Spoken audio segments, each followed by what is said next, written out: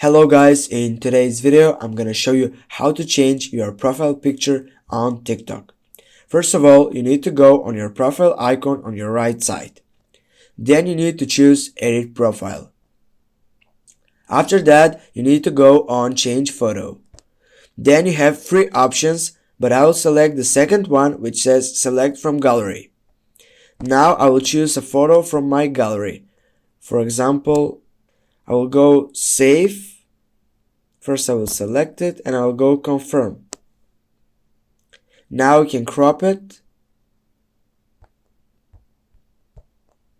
I will go save now. Image size is too small. Go and enlarge it up. Now we have saved it. And now guys, as you can see, we have a new profile picture. Thank you so much guys. Thanks for watching. Make sure that you hit that like, share the video, and see you soon.